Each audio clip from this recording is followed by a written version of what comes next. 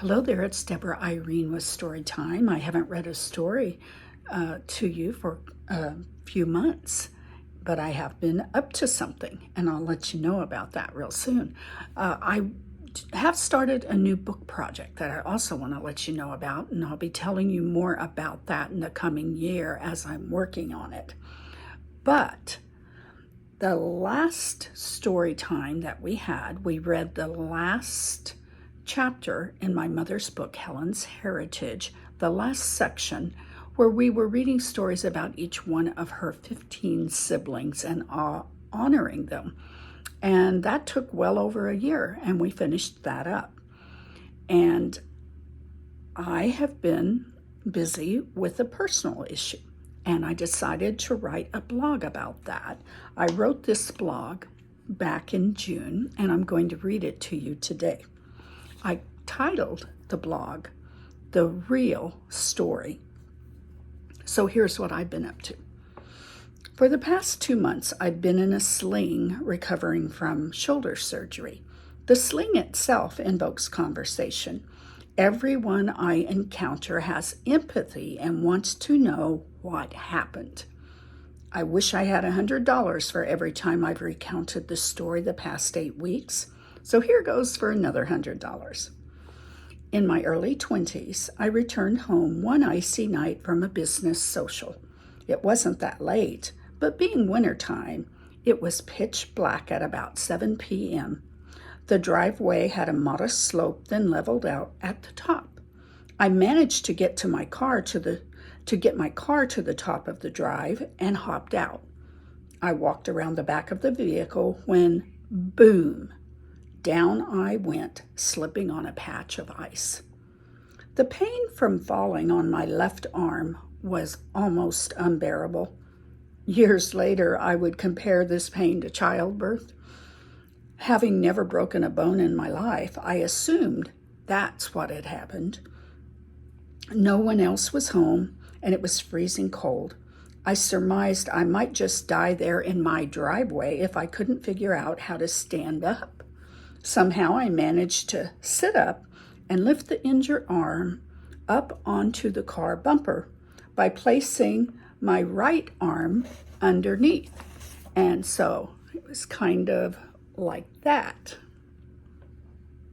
I then used the good arm to leverage my body up. As I did that, the most amazing thing occurred. The injured arm popped, cracked, and jerked, and instantly the pain was gone. Obviously, I had dislocated my left shoulder, not broken the arm. Other than the arm being a bit weak for a few months, I was pain-free and grateful that the shoulder somehow fixed itself. I learned a few years later it wasn't really fixed. By this time, I was a mother of 3 little boys, enjoying a family Christmas weekend at a nice hotel. The oldest boy and I were having fun swimming in the indoor-outdoor pool.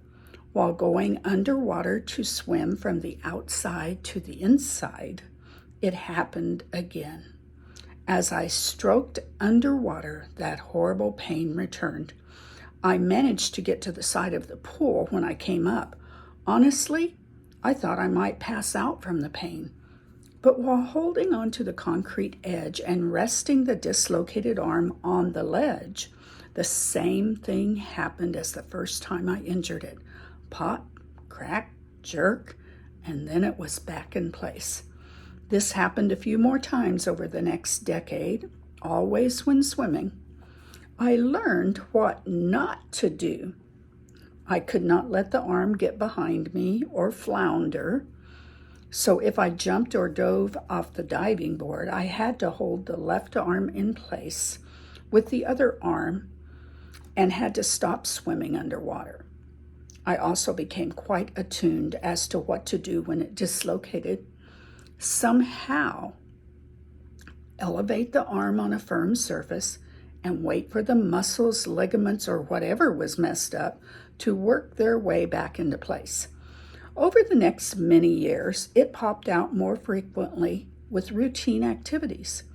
Any quick motion with the arms slightly behind me was a deal breaker. Ballroom dancing presented many opportunities for dislocations until I modified patterns and positions. The only time I considered going to an emergency room or doctor during all these years was after getting plowed over on the dance floor and waiting 30 minutes for it to work its way back into place. Elevating and waiting didn't work this one time, so I agreed to let someone take me to an emergency room, about a 20-minute drive. I rested the arm on the console, and just as we pulled into the parking lot, the arm did its magic and went into place. And I commanded, "Take me home."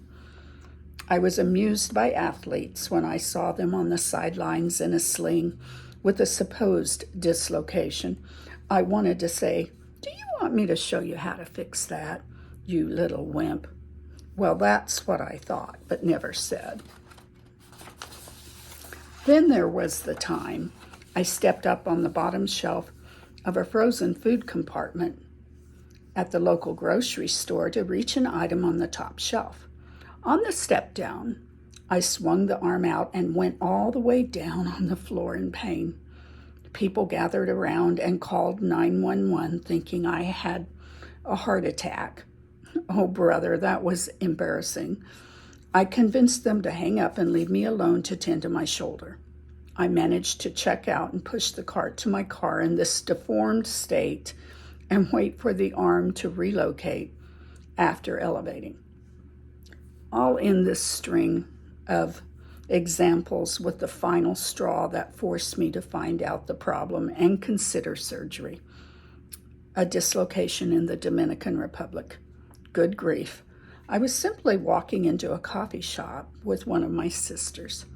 The thought of having to go to an emergency room in a foreign country was not appealing. Once again, I managed to fix it, but the boss sister witnessed this and convinced me it was time to see about a permanent fix. After all, we're not spring chickens now, some 40 years later. So what was the cause of the instability? Well, an MRI revealed a torn rotator cuff in 2 places, a torn labrum, and a poor overworked bicep muscle trying to compensate for the rotator cuff for 40 years. Then add arthritis to all of that. So I succumbed to the dreaded surgery, endured the sling and immobilizer for a few weeks, and am now enduring pain from a physical terrorist. Well, that's not my term, but I like it, and it's a pretty accurate description at that. I have learned he really is very good at his profession, although I thought for the first 2 weeks he was trying to kill me, or at least break my arm. I received little compassion from the surgeon's office, however, who assured me the terrorist is doing exactly what he is supposed to be doing, causing me severe pain. Even my youngest sister, also a physical terrorist, chuckled and said to take something for pain. I'm told the discomfort will eventually go away, and someday I'll be able to lift my arm to style my hair, which I have chopped off twice and now really do have little boy hair. So I will keep seeing that terrorist a while longer.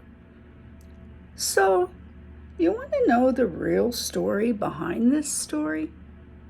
Well, 1 week after my surgery, when I was still on pain meds, sisters all gathered at my house to celebrate the boss sister's birthday. The other middle sister asked how this first happened. Since we were all young adults and not living in the same town at the time, she didn't know. I went into storytelling mode and informed her about slipping on the ice all those years ago. I added the most important part about the fall that night was what I was wearing. Underneath my long winter coat was a silky blue dress accessorized with the coolest black 4-inch spiked strappy peekaboo toe heels. I think she did an eye roll. Those shoes even made it into a music video back in the day. A little skeptical, she asked about the video. I said, Toto, Rosanna. She promptly found it on YouTube. So it was the ice that caused the lifelong injury, not those innocent shoes. Don't you agree? Watch the video and let me know what you think. And I'll post a link to the video in the comments section here or in the description of this YouTube so you can watch that video. So this was just a fun little blog I decided to write about my experience. And I put a picture at the end of the blog. Let me show this to you here. Of my 4 sisters and myself and my mother. And I said sisters and a sassy mother, but I think she would like this story and would be thankful that I finally got the surgery. So where can you find this blog? You can find this blog on my website, Debra, D-E-B-R-A, Irene, I-R-E-N-E.com. There is a tab for blog, and I call my blog Just My Thoughts. I don't blog as much as I used to because I'm usually busy with a book project, but you can find this there. And again, I called that the real story. So it was a fun blog to write. I hope you enjoyed it. And I will be back with you in the coming months as I work on my new project. And I'll save all of that information for the next story time. Again, it's Debra Irene. Thank you for joining me today.